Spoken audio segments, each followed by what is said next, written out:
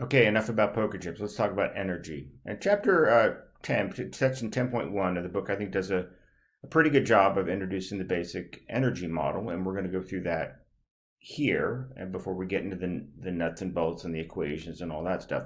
Okay, so all of us are familiar with this term energy. It's a word that's used all the time. We all have some sense of what energy is.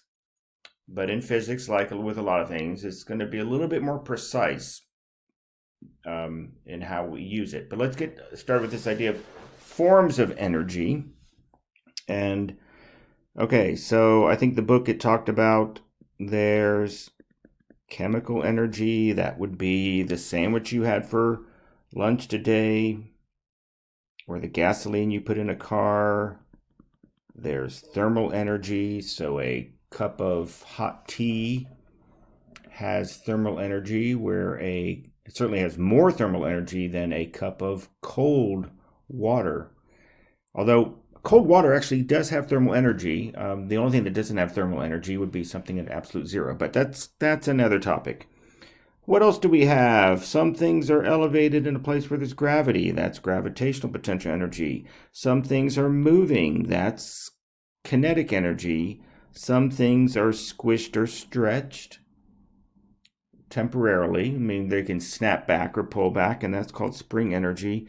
And then there's all these other forms like, oh, light is a form of energy. There's nuclear energy. I don't even remember what they called it in the book. Okay. And I'm sure physicists could identify more, but this is more than enough of what we have to do. But talking about the different forms of energy is not saying what is energy. Okay, so what exactly is energy? And that's where that somewhat painful video that I had you watch, I think, does a good job of introducing it. Because what is energy? It's the ability to do work. If you have energy, you can do work. Okay, now this idea of work in physics has has a precise definition, a precise meaning. It's not as broad as the way we use work in everyday life. And it is basically a force acting through a distance. And that's going to seem pretty darn abstract. And hopefully, as we go through the chapter, this will become more intuitive. But that's what energy is. So basically, if you have 100 joules of energy in you, how much work could you do? Okay, well, you could do with 100 joules because that's what energy is. If you have the ability to do 100 joules of work, guess how much work you have the ability to do? 100 joules. Okay, that's the basics of the energy model part one. Now, as I've said before, energy analysis, this idea of using conservation of energy, is a very powerful analytical tool that allows us to answer all kinds of questions that we couldn't use in Newton's second law. And of course, it goes way beyond physics. I mean, this idea of energy, conservation of energy, permeates all of science and all of engineering. It really is probably the single most powerful concept that we have in science. Okay.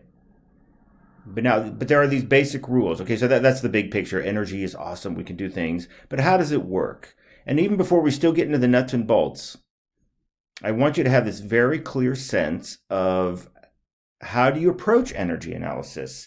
And again, I'll go back to one more time. It's like, okay, ultimately I want to be able to say, how fast will that thing be going? Or how high would that ball go? If I can know the energy and the forms of energy in a system, then I can answer those kinds of questions. And those are the kind of questions that ultimately we will be asking and answering.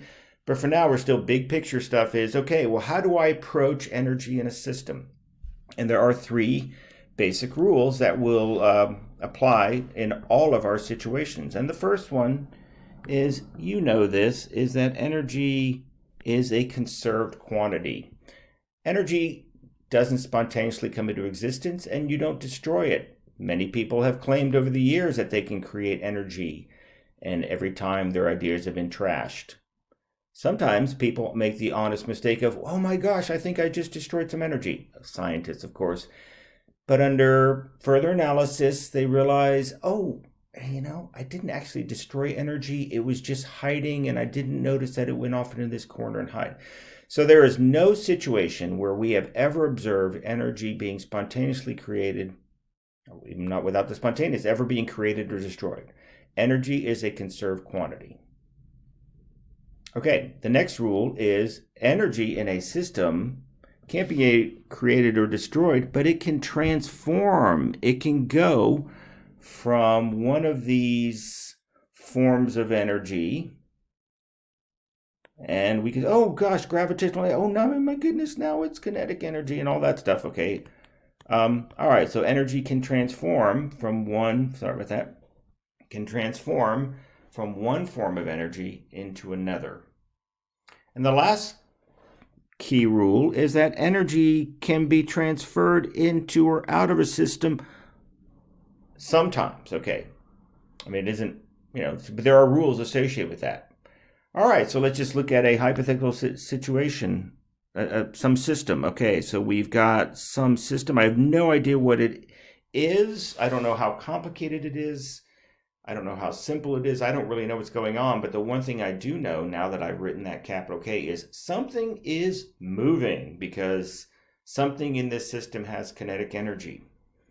And then if I were to also write the symbol capital U sub G, again, I may not know much about this system, but I know that, hey, there is something something is elevated in a gravity field. So there is some gravitational potential energy.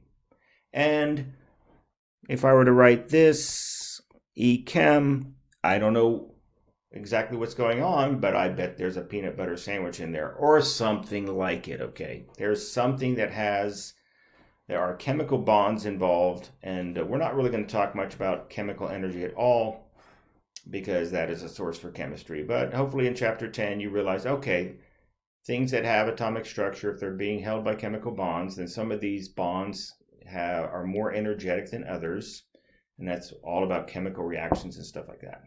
But what we see is that energy can transform. Actually, I'm going to get rid of this chemical energy because I just want to keep it simple. So let's just say that it is spring energy. So there is some what I would call elastic potential energy. You could also call it spring energy. And suppose that I said there was 100 joules of energy in my system. Well, we might see over time different things happening in our system, and we might say, oh my gosh, the kinetic energy became spring energy. And that spring energy was used to launch something up in the air, and that became gravitational potential energy. And then, oh my gosh, now it's falling again, and it goes back to kinetic energy. And maybe it does this. We don't know. We're just making this stuff up.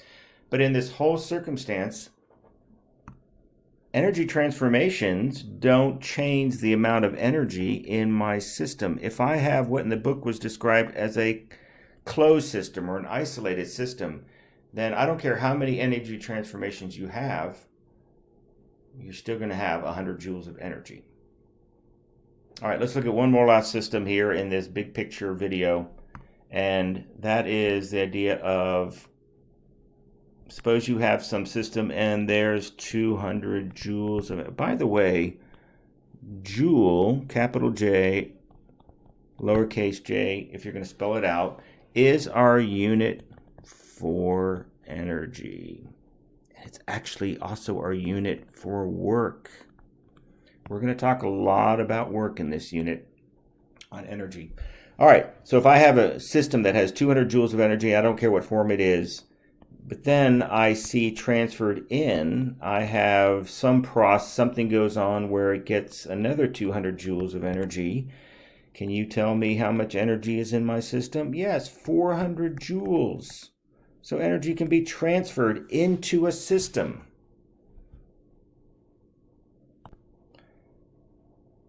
Let's talk briefly about how might you transfer energy into a system. Okay, so let's see. Here we have a child. And how might you transfer energy to this child system? Well, you could throw the child up into the air. You could put the child on some kind of a hot... No, you wouldn't do that. Okay, what's the classic way of putting energy into a child? Is you feed them a sandwich. Okay, what's a classic way of putting energy into an automobile? Okay, you could push the car uphill, giving it gravitational potential energy, but that's not what we really do. What do we really do is you pour gasoline into a car. What's the way that you might put energy into a plant? Okay, you might shine a light on it.